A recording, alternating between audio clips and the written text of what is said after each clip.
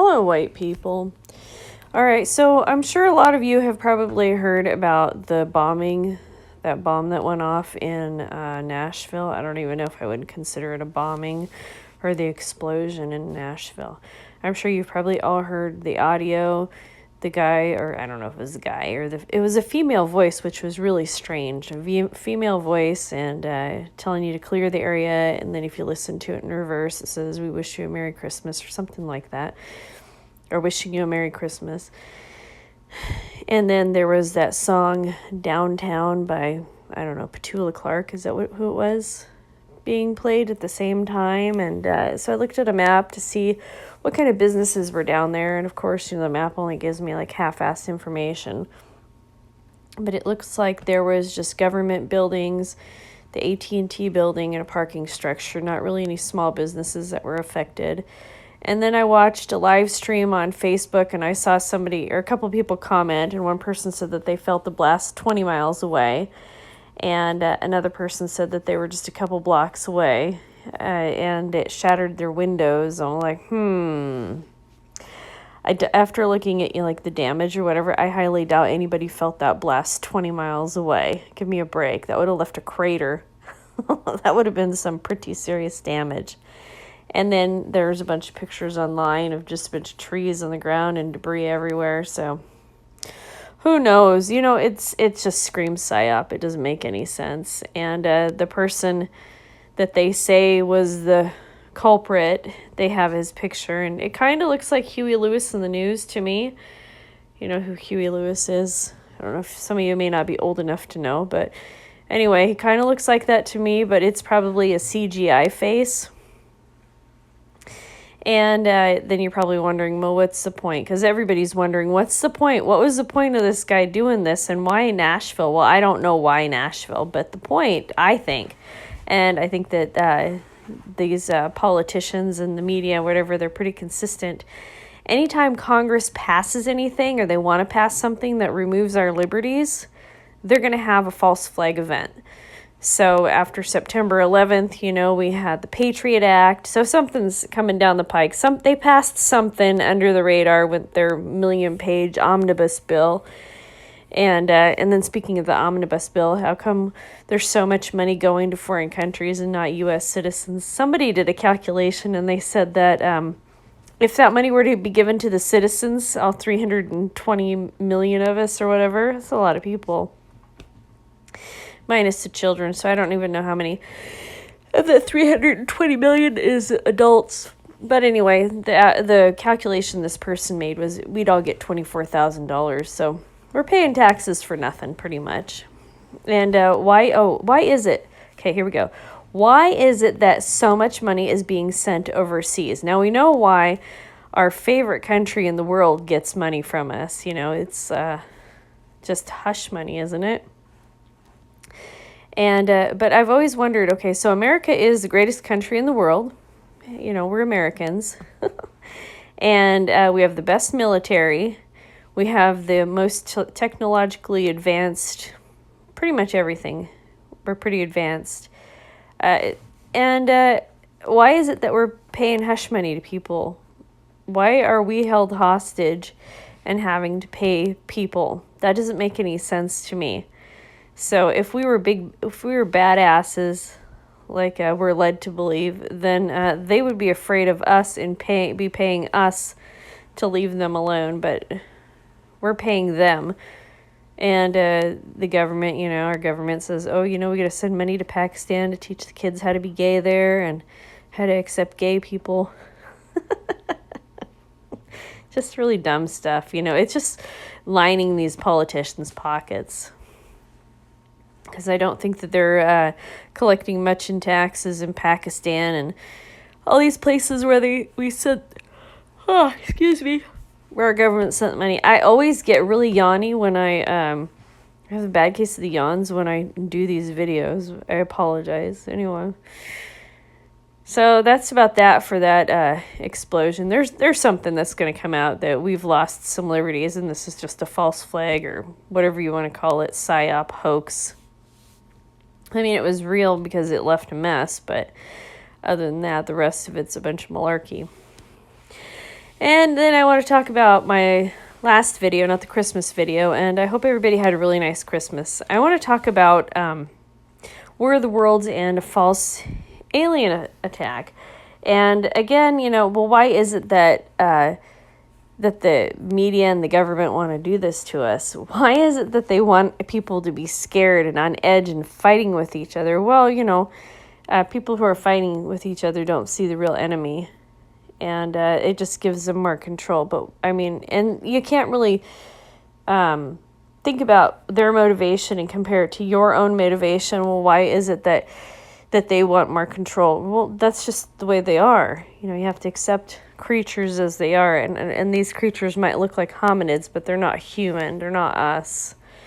And that's basically what they do. Anyway, so War of the Worlds.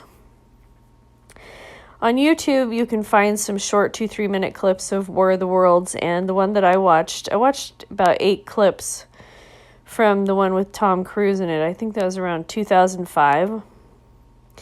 And it's really strange. Okay, so the first clip I watched was of the machine, or the machine there. It had 3 legs, and it had like this big circle. So it reminded me of a cyclops.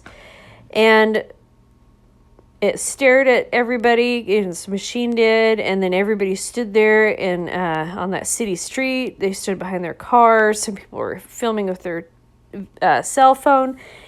And at first they were scared, and then they started to relax and come out from behind their car. And then you hear the alien going, it's charging, which is really weird. I think it's really weird. Okay, so this is advanced alien technology, and it has to charge before it fires. I don't understand that. Like cocking the gun before you shoot it, pulling back the string on a bow and arrow before you fire it, charging the defibrillator before you zap somebody. Makes no sense to me. And then it starts to fire, and it decimates people or vaporizes them. I'm sorry, people are screaming and running away, except for the main character. Of course, there's no movie if there's no main character, right? So pretty much everybody gets vaporized by this big giant alien craft, and maybe a few people escape. And then later in the movie, you'll see that these same craft have tentacles, and they're grabbing people and throw them in baskets to take them somewhere. And I've seen this entire movie, but it's been many, many years since I've seen it. And then what else? That it shows our main characters inside of a building, and this long, scope, something that you would use inside, like if they're putting a camera in your veins, sort of thing. I know that's really a weird analogy, but I'm a weird person.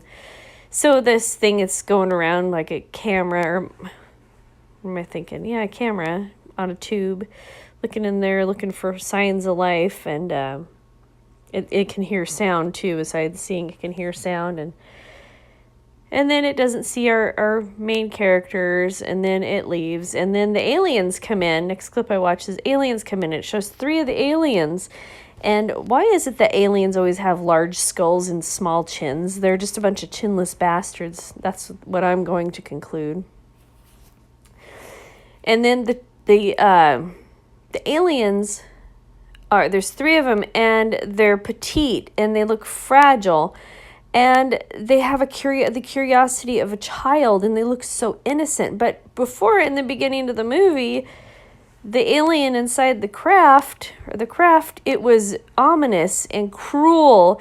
And so I said, wow, this machine. Okay, first of all, I don't understand the connection between these aliens that look so innocent at the end of the movie, and at the beginning of the movie they're cruel, and they're decimating the place, and they're vaporizing people. Well, at the beginning of the movie, because that machine had that one big circle, it looked like a big eye. It reminded me of a cyclops, and so I looked up the the representation of a cyclops, and I thought, well, maybe it's because it's its eye and its pineal gland, and it'll have like some sort of something deep.